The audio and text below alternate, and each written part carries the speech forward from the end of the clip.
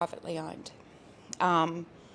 and can be then designed and delivered in a way that is a lot more environmentally sympathetic, because it doesn't have to meet urban design codes in quite the same way.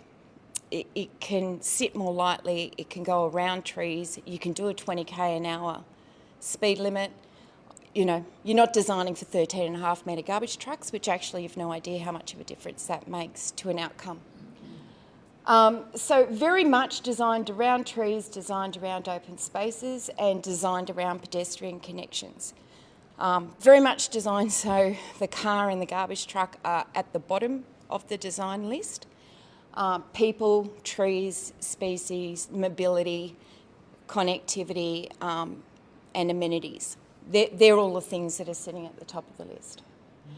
The other thing it allows us to do is to look at particularly water management, water recycling, water storage, and creation of water bodies. This site doesn't have a creek. It doesn't even really have a stormwater line. But what it allows us to do is to create that here.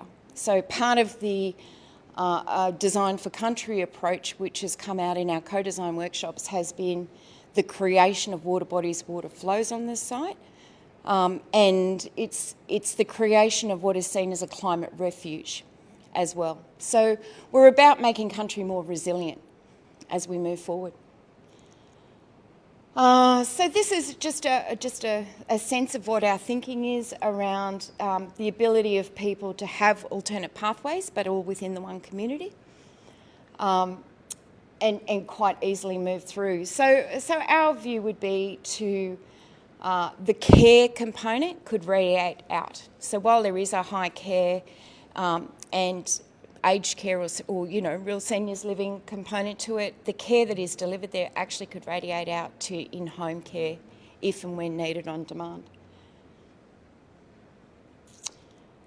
And here are some numbers, because I did notice in your Gungahlin Community Facilities report where they were looking at the needs of the Gungahlin community. Retirement living, aged care, respite care was in there at the top, but there was a comment that more numbers needed to be done. We actually did commission a demographic report from PwC. There is an area of PwC that specialises in these demographics. They treat a catchment area as being within a 15-minute drive of a particular site. For us, that picks up all of Belconnen, all of Gungahlin and all of the inner north, because this site actually sits on the nexus of all three districts. And what this is showing is this is the current undersupply, and we never catch it. This picks up what is known to be retirement living coming that's in either development application stage or known to be coming. And as you can see, we never even get close to meeting the demand that's sitting there right now and hasn't got a sufficient need coming along to support it. PwC, I expressed some surprise at it being quite as big a gap as it's showing. PwC said, don't be surprised, we're in year 2 of an 8-year absolute wave of ageing, and we've known it's coming for 40 years. So it shouldn't really be a surprise. But it was for me, I have to admit. I didn't appreciate it was quite as big as it is at the moment. So we think that there is a significant demand, and that has been a lot of the feedback we've been getting from different groups as we've been starting some consultation. So that's some shots of her looking rather nice now. As I said, we're open on the 19th. There is an awful lot more project information that I'm not going to give you tonight for obvious reasons, but we will have that available on the 19th with people who can talk in a lot more detail if anyone is particularly interested. And really what we would love to do is to get some feedback from the community around what our thinking is and our initial thoughts before we look to go down a planning pathway. So we're really seeking some feedback, thoughts. We're getting some really interesting conversations happening at the moment,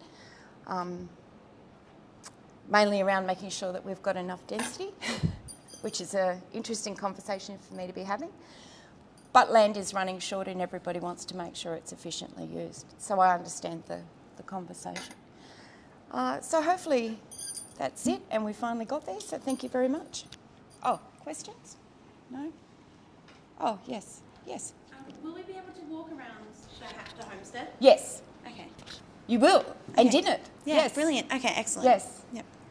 And I guess from the catchment sort of community environment space, I'd be happy on the day to provide some feedback, because we recently had, I would say, a perhaps slightly unsuccessful consultation process with another aged living development that's occurred in the catchment. So I'm really glad to be given an opportunity early on in the piece to provide some more feedback to make it, I guess, as livable as possible. Lovely. Yeah.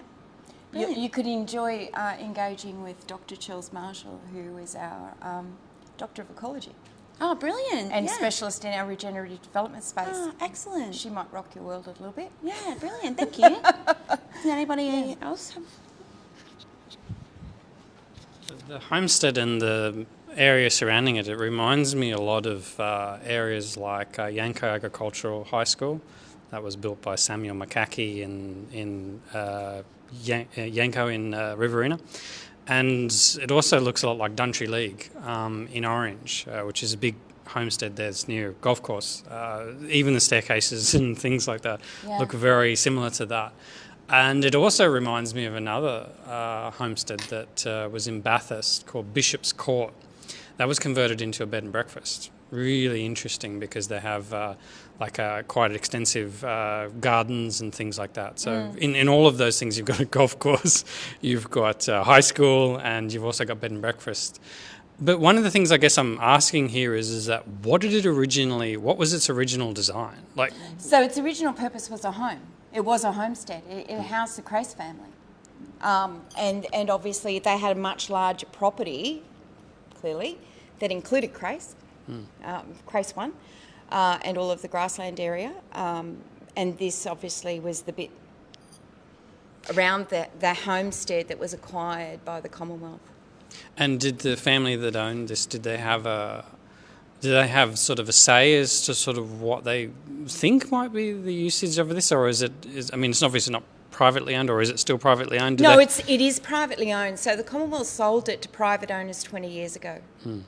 So while it's Commonwealth occupied, the Commonwealth is a tenant. So they sold it as a sale and lease back 20 years ago. So the heritage, obviously, in this and the preservation of it, would there be certain uses that they wouldn't want it to be used for example? We're pretty open to it, I guess. We don't have a firm idea. What we do have, I guess, is some principles. We would like to find a way to make it open to the public. It will sit in the middle of privately owned land. So it will be in private ownership, but buildings like this are incredibly expensive to maintain and keep going and keep up, which is the reason why when you talk about comparable properties, they're sitting on or within some other commercial venture that is supporting that building. Like I can't imagine a single use that in and of itself would generate enough money to support that building in and on its own.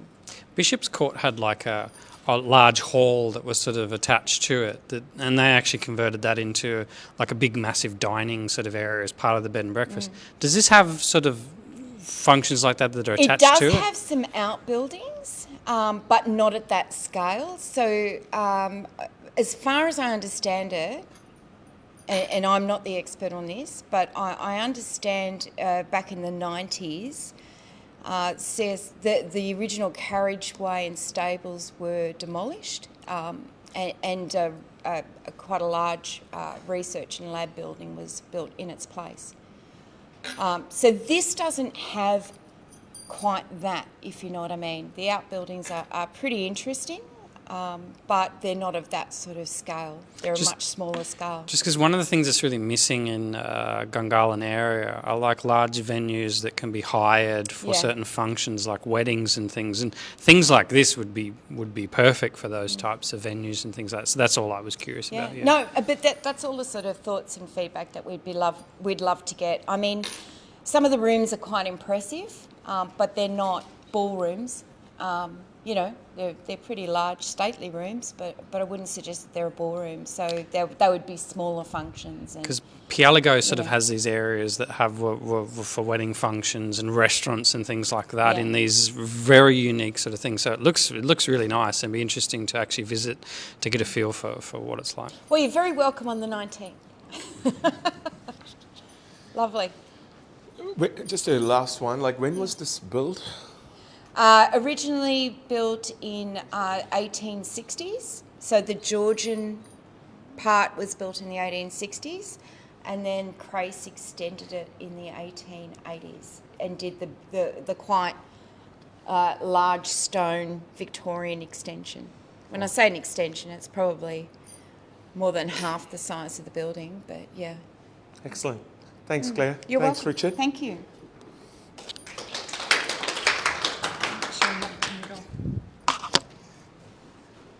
Thank you, everyone. I think that brings to the end of our November meeting. This is the last meeting for this year.